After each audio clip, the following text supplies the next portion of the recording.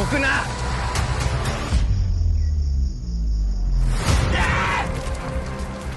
中佐、連れてきました。 Sleep well. Tomorrow. Stage. Fight to the death.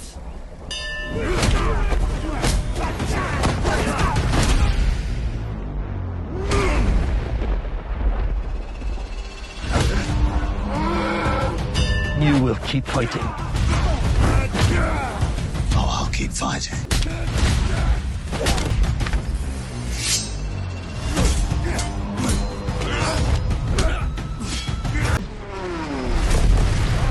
We are prisoners of war. There are rules.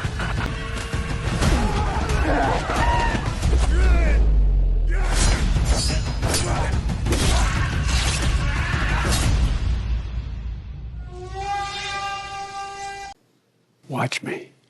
कहानी की शुरुआत में हम एक रिटायर्ड फौजी जेम्स राइट को देखते हैं, जो इस वक्त जापान के एक मार्शल आर्ट स्कूल में अचानक से घुस गया। उसका मकसद है अपने पुराने दुश्मन को ढूंढना, लेकिन शुरुआत से ही सब कुछ बिगड़ रहा था। जिस आदमी को वो ढूंढ रहा है वो इस वक्त के स्कूल के मास्टर का बाप है। इस मार्शल आर्ट स्कूल का मास्टर एक इज्जतदार आदमी है जो अपने परिवार की शान में कुछ नहीं सुन सकता। अपने बाप की बेइज्जती सुनकर उसने अपने स्टूडेंट से कहा कि इस अमेरिकन को तुरंत मार डालो, लेकिन प्लान उल्टा पड़ गया। जेम्स कोई मामूली सा फौजी नहीं है, वो बहुत ही जबरदस्त फाइटर है। उसने बिजली की रफ्तार से सबको एक एक करके ढेर करना शुरू कर दिया। सेंसी समझ गया कि ये कोई आम आदमी तो नहीं है। उसने अपने आदमियों को रोका और पूछा कि तुम यहाँ क्यों आए हो। इसका जवाब मिलने से पहले कहानी पीछे चली गई। साल 1942 में जापानी फौज इस वक्त एक कैंप बना रही थी जिसे मार्च ऑफ डेथ कहा जाता था। पूरे साउथ ईस्ट एशिया पर कब्जा करने का ये एक हिस्सा था। इस वक्त दूसरा विश्व युद्ध चल रहा था और जेम्स इस वक्त अपने मरे हुए दोस्त के पास बैठा था, जिसका शरीर उसने खुद ही दफनाया था।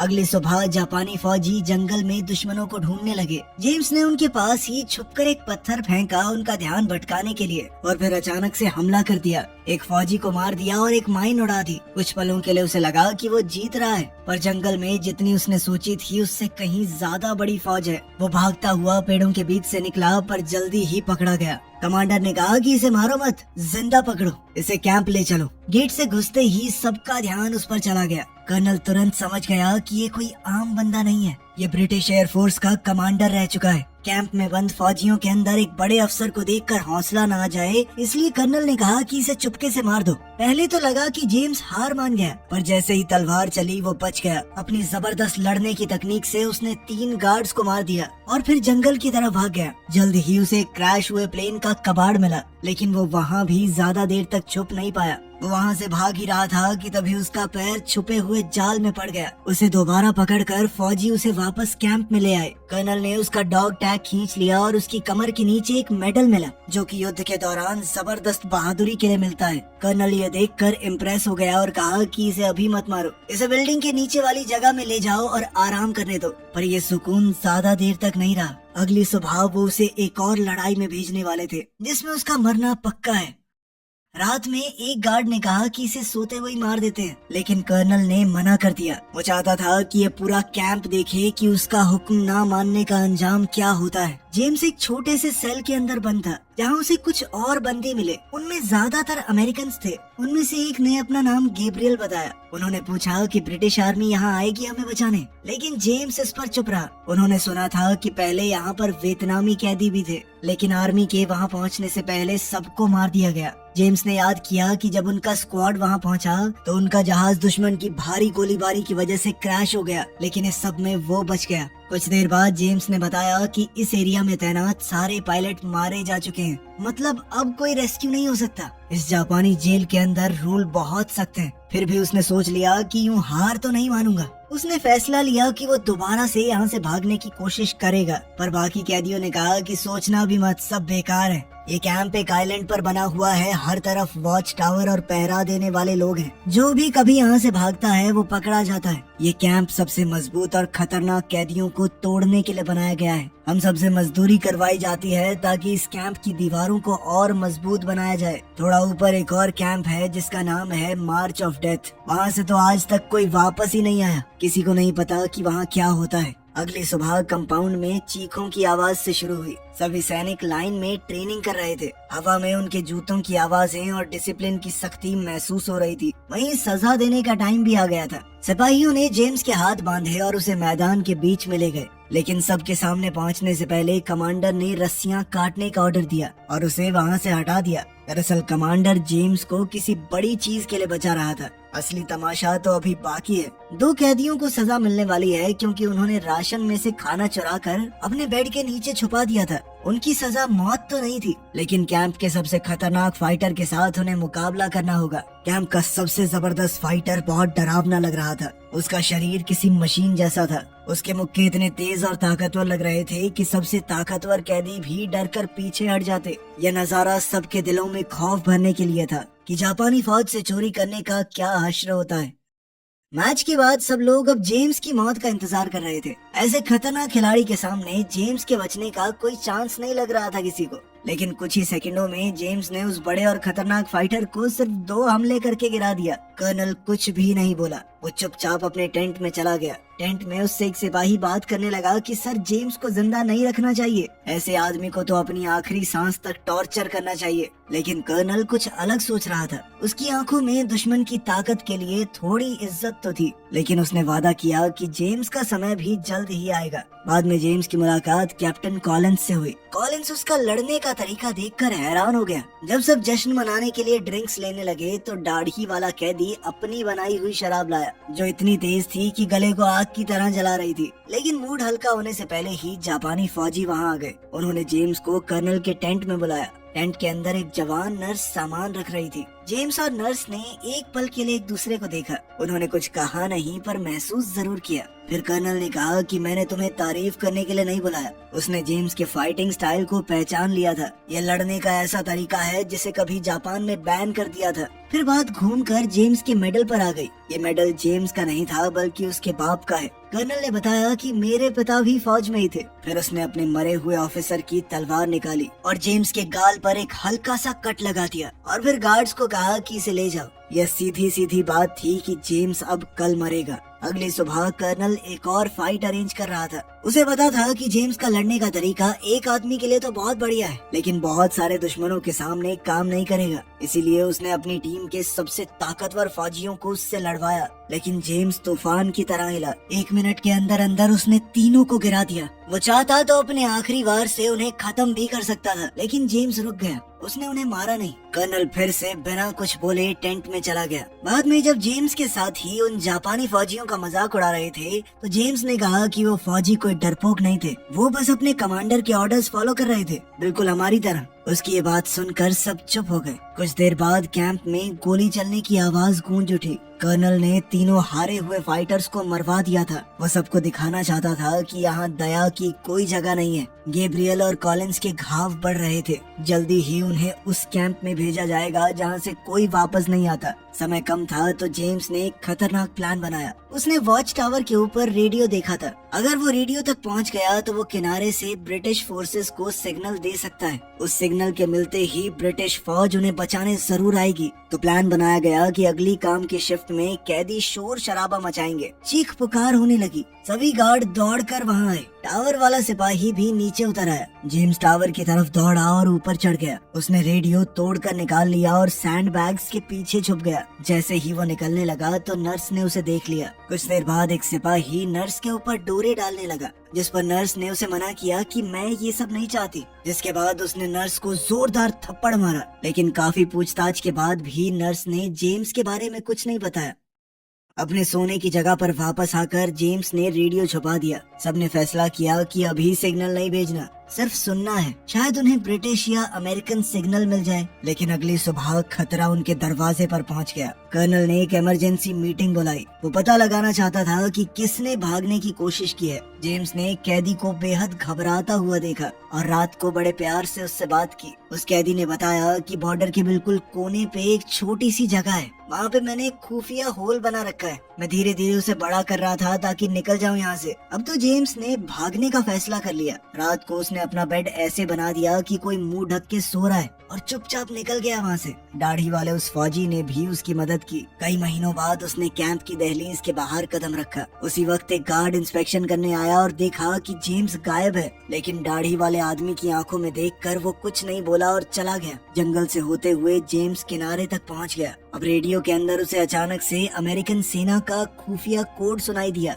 मतलब कि अमेरिकन फौज आसपास ही है, शायद हमला करने की तैयारी में। वहीं उसे वो क्रैश हुआ प्लेन भी मिल गया जो उसने पहले देखा था। प्लेन के पास एक मेटल हुक भी पड़ा था, जिसे देखकर जेम्स के दिमाग में एक नया आइडिया आया। फिर जेम्स चुपके से उसी जगह से होते हुए अपने कमरे में वापस चला गया। अगली सुबह जेम्स ने अपने सभी साथियों को बुलाया और बताया कि उसने क्या देखा। रेडियो पर जो आवाजें आई थी वो नवाजो भाषा में थी, जिसे सिर्फ अमेरिकन फौज इस्तेमाल करती है। इसका मतलब कि अमेरिकी फौजी पास ही हैं। जेम्स ने उन्हें एक और चीज बताई, जंगल में उसे ग्लाइडर जैसा साफ सुथरा हवाई जहाज मिला है। अगर वो किसी गुजरते हुए प्लेन से ग्लाइडर को जोड़ पाएं तो वो हवा में उड़कर उन्हें सुरक्षित ले जा सकता है। ये प्लान पागलपन जैसा लग रहा था, लेकिन उनके पास खोने को क्या ही था। उन्हें ये छोटी सी उम्मीद भी मंजूर थी। सब लोग खतरा होने के बावजूद मदद करने के लिए तैयार हो गए, पर उनकी उम्मीद ज्यादा देर तक नहीं टिकी। सिपाही आ गए और जेम्स को कर्नल के सामने ले जाया गया। कर्नल ने खुद भी नवाजो लैंग्वेज को सुन लिया था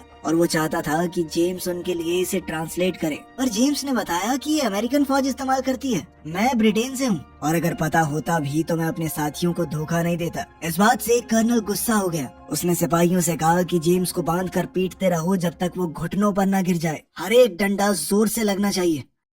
अब टेंट में दर्द की आवाजें गूंजने लगी। जब जेम्स गिर गया तो गार्ड्स उसकी रस्सी काट कर उसे मुक्कों से मारने ही वाले थे कि तभी जेम्स ने अपना असली प्लान शुरू कर दिया। उसने अपनी बची हुई ताकत से एक गार्ड को मारकर नीचे गिरा दिया, बिल्कुल कर्नल के सामने। कर्नल ईटो के सिपाही कैसे एक अकेले आदमी के सामने हार गए, ये कर्नल को बहुत बड़ी बेइज्जती लगी। गुस्से में आकर वो कैंप के बीच में गया और कुछ वर्कर्स को वहीं मार दिया। उसने कहा कि अब बाकी लोग मौत से भी बुरी जिंदगी जिएंगे। इतना दर्द सहने से जेम्स बेहोश हो गया। 2 दिन बाद जब उसे होश आया तो वो दवा खाने में पड़ा था। कर्नल ने ऑर्डर दिए थे कि उसे जिंदा रखो। उसके जख्मों का इलाज वही जवान नर्स कर रही थी, जिसका नाम है टेरेसा। वो 3 महीने से कैंप में काम कर रही थी, खुद भी बाकी कैदियों की तरह फंसी हुई थी। जेम्स उससे कुछ पूछने ही वाला था कि तभी एक सिपाही वहाँ आ गया और दोनों को अलग कर दिया। रात को जेम्स बेड पर अकेला पड़ा रहा। अचानक गोलियां चलने की आवाजें आई। उसने आंखें खोली तो एक चाकू उसके मुंह के पास चमक रहा था।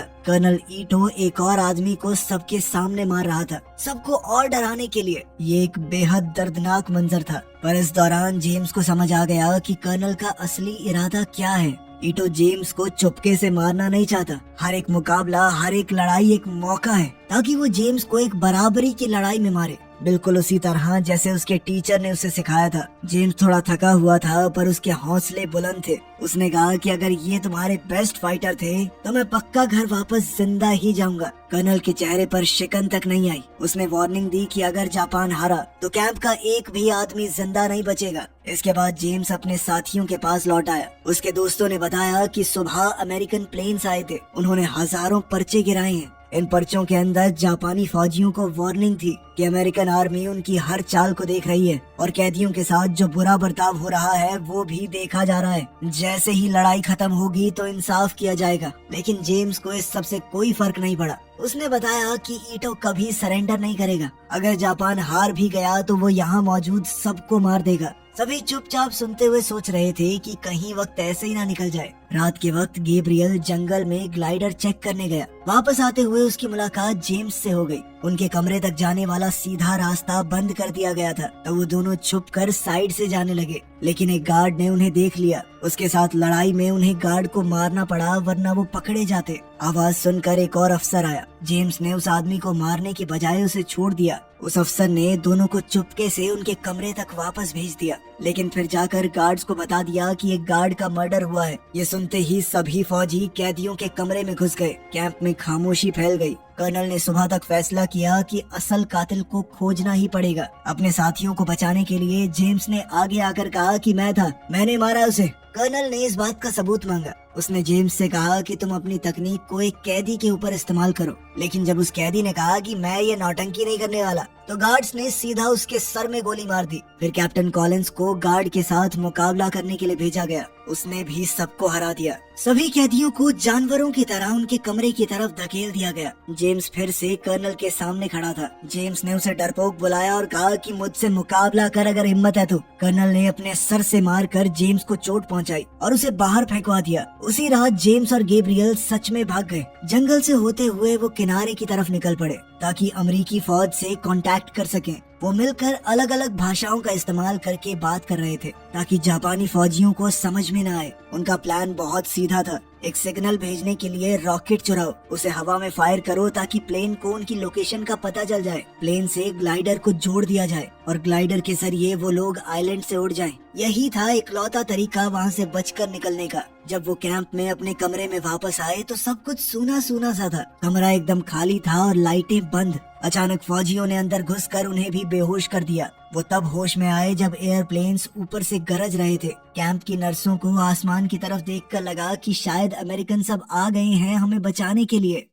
कुछ ही पल बाद पूरे कैंप में हंगामा शुरू हो गया। कैदियों को बांध दिया गया और पूरे टापू पर धमाकों की आवाज सुनाई देने लगी। अमेरिकी फौज ने हमला कर दिया था। इस जगह से अब कर्नल ईटो का कंट्रोल चला गया था। गुस्से में आकर उसने सामने दिखने वाले हर एक इंसान को मारना शुरू कर दिया, चाहे वो सिपाही हो या कैदी। गोलीबारी के बीच जेम्स समझ गया कि उन्हें रेडियो तक पहुंचना होगा और अमेरिकी सिपाहियों से दोबारा बात करनी पड़ेगी। लेकिन जब वो रेडियो तक पहुंचे वो पूरा टूट चुका था। अब उनकी अकेली उम्मीद थी टावर पर लगा हुआ ट्रांसमीटर। इस मौके पर नर्सेज ने हिम्मत दिखाई। उन्होंने गार्ड का ध्यान भटकाया, उनको पास बुलाया और फिर मार दिया। अब रास्ता साफ था। टावर के ऊपर गैब्रियल ने तुरंत इमरजेंसी सिग्नल भेजा। नीचे पूरे कैंप में पागलपन सा छा गया था। जापानी फौजी भागने की कोशिश कर रहे कैदियों पर गोली चलाने लगे। जेम्स ये सब चुपचाप नहीं देख सकता था। उसने भी एक राइफल पकड़ ली और गोली चलाने लगा। इससे कुछ गार्ड्स मर गए और बाकी कैदियों को भी हिम्मत मिल गई। धीरे धीरे कैंप में बहुत बड़ी बगावत हुई।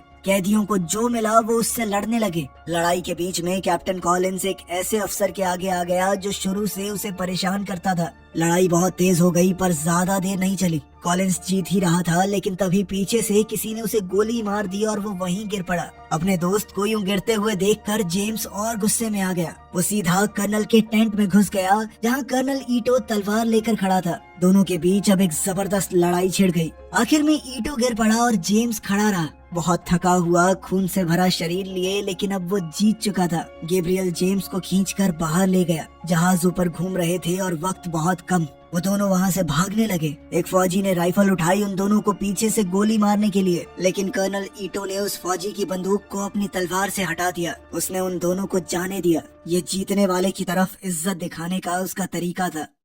जेम्स और गैब्रियल जंगल से भागते हुए ग्लाइडर तक पहुंच गए। ऊपर मंडरा रहे अमेरिकी प्लेन्स ने अपना आखिरी हमला शुरू कर दिया। इतने में जापानी फौजी पेड़ों के बीच से निकले हमला करने के लिए, लेकिन प्लेन्स ने गोलियां चलानी शुरू कर दी। सारे जापानी फौजी वहीं मारे गए। अच्छे बुरे सभी खत्म हो गए। इस धुएं और लड़ाई के बीच में जेम्स ने टो करने वाली केबल उठाई और ग्लाइडर पर लगा दी। एक अमेरिकी जहाज पास से निकला और केबल पकड़ ली, जिसके बाद ग्लाइडर हवा में उड़ गया। आइलैंड धीरे धीरे नीचे छोटा होता गया। दोनों ने कसम खाई कि एक दिन वापस आएंगे और बाकी लोगों को भी बचाकर ले जाएंगे यहाँ से। सालों बाद यही कसम जेम्स को जापान के उस छोटे मार्शल आर्ट स्कूल तक ले आई थी। वो उस आदमी को ढूंढने आया था जिसने कर्नल ईटो को सिखाया था। वहाँ के नए मास्टर ने अपने स्टूडेंट्स को भेज दिया और जेम्स की बात ध्यान से सुनने लगा। मास्टर ने बताया कि मेरे पिता और पुराने गुरु 1 साल पहले मर गए। मरने से पहले उन्होंने बताया था कि एक दिन एक फिरंगी आएगा, एक आदमी जो उस तकनीक से लड़ता है जिसे सालों पहले बैन कर दिया गया था। मास्टर ने जेम्स से कहा कि तुम अपनी तकनीक दिखाओ। जेम्स थोड़ा शांत हुआ और कुछ घातक मूव्स दिखाए, लेकिन वार नहीं किया। मास्टर समझ गया कि यही वो इंसान है जिसकी बात की गई थी। फिर उसने एक छोटा सा लकड़ी का डब्बा निकाला। उसके अंदर जेम्स के पिता का वो मेडल और एक डॉग टैग था। 2 ऐसे योद्धा जो शायद किसी और समय में एक दूसरे के दुश्मन होते, लेकिन अब शांति में एक साथ खड़े हैं। इसी के साथ दोस्तों ये कहानी यहाँ पे खत्म हो जाती है। बाकी आप बताइए आपको कैसी लगी। मिलते हैं आपसे अगली वीडियो में। ध्यान रखिएगा अपना। Thanks for watching.